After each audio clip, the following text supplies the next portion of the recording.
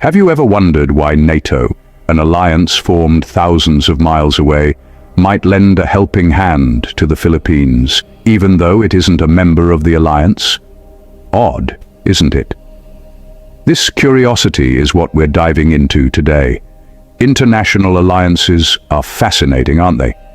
They're like the invisible threads that hold countries together, shaping the world as we know it. NATO, or the North Atlantic Treaty Organization, is one such alliance. Formed after the turmoil of World War II, it's primarily a pact between North American and European nations. So why then might it extend a hand of support to a Southeast Asian country like the Philippines? Well, let's consider the geographical location of the Philippines.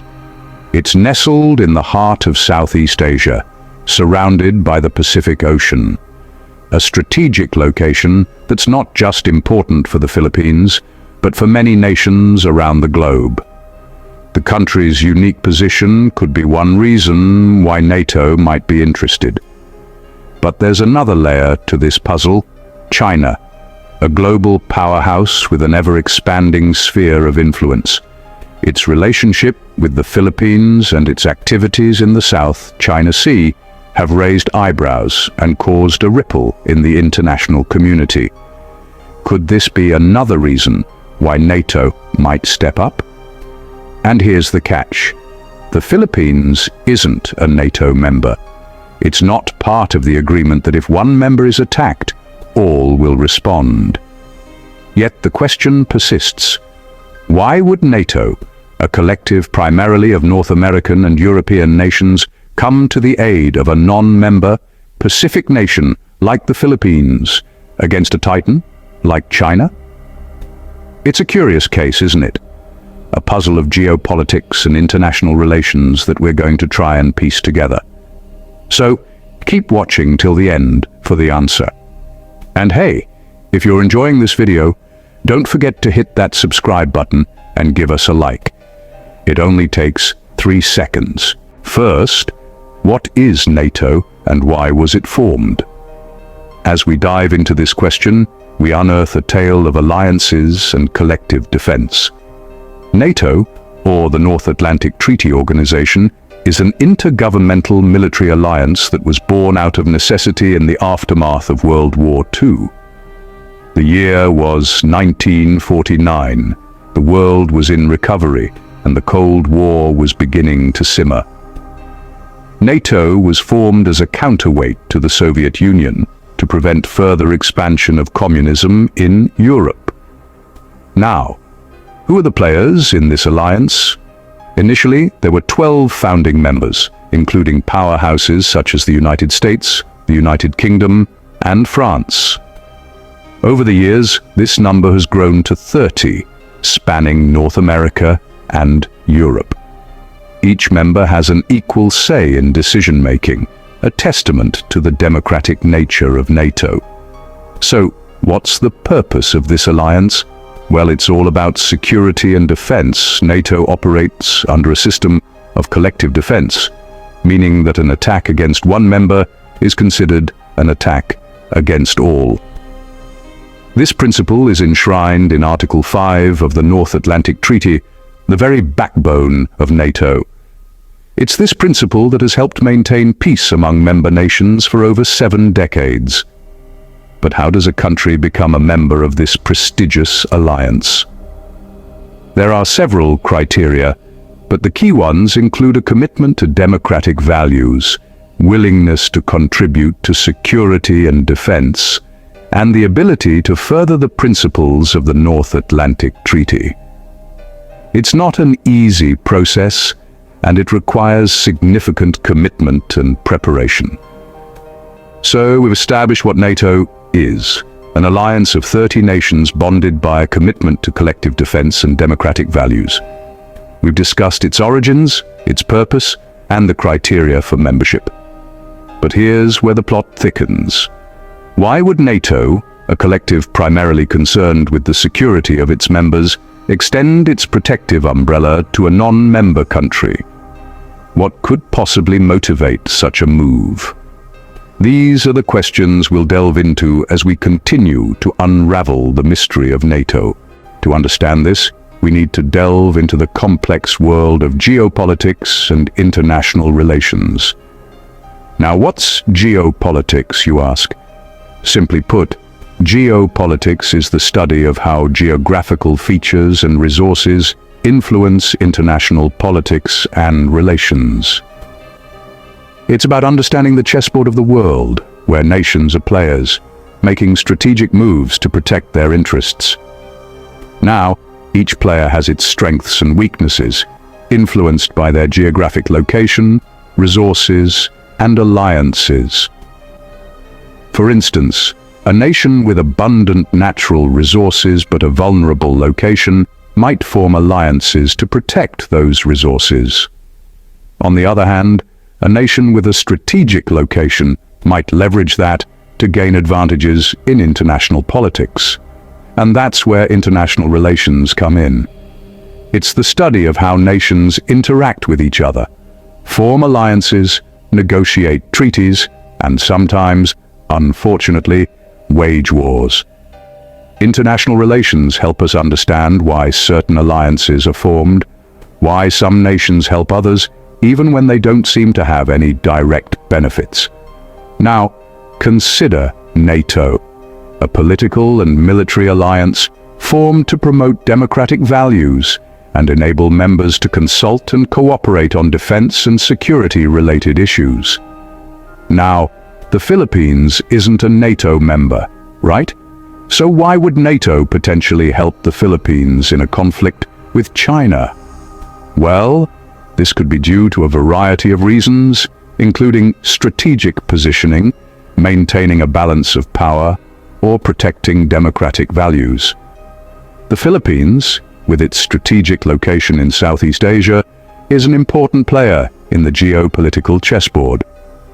Also, in international politics, actions are not always about immediate gains.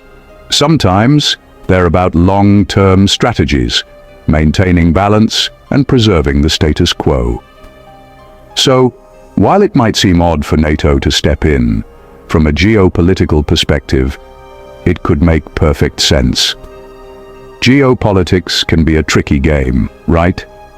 Let's see how this plays out in the case of the Philippines.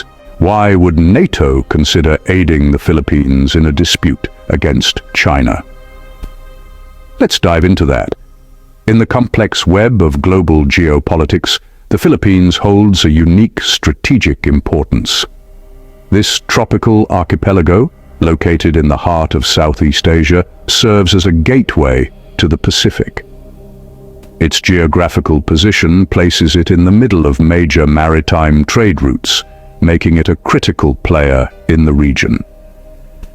Now, let's bring China into the picture. With its rapidly expanding military and economic might, China's influence in the region is undeniable. The South China Sea dispute, where both the Philippines and China assert their sovereignty over the same waters, is a clear manifestation of this tension. The potential for conflict is palpable. But where does NATO fit into this puzzle? NATO, or the North Atlantic Treaty Organization, is a military alliance primarily composed of Western nations. Although the Philippines is not a member, the principle of collective defense is central to NATO's identity. This means that an armed attack against one member is considered an attack against all. Does this extend to non-member nations? Not exactly. However, NATO has shown interest in maintaining peace and stability worldwide. It has intervened in conflicts outside its traditional sphere of influence in the past, such as in Afghanistan and Libya. In the case of the Philippines, NATO's involvement could significantly alter the balance of power. It would send a strong message to China, potentially deterring any aggressive actions. Moreover, it would demonstrate NATO's commitment to upholding international law and protecting smaller nations from larger, more powerful ones. Of course, such a move would not be without its challenges. It would require careful diplomacy, strategic planning, and a clear understanding of the potential risks and rewards. But it's a possibility that cannot be dismissed outright. This brings us back to our original question. Why would NATO help the Philippines? Could it be due to strategic interests, a commitment to international law, or a desire to maintain global stability? Or perhaps it's a combination of all these factors. Well, you'll have to keep watching to find out. We've been on quite a journey, haven't we? Now let's answer that burning question.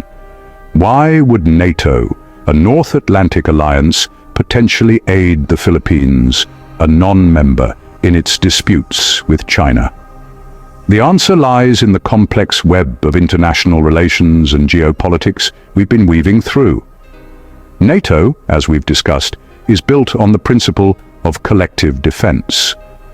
While the Philippines isn't a member, it shares common democratic values and principles with NATO members. This shared ideology plays a significant role in shaping alliances and partnerships on the global stage.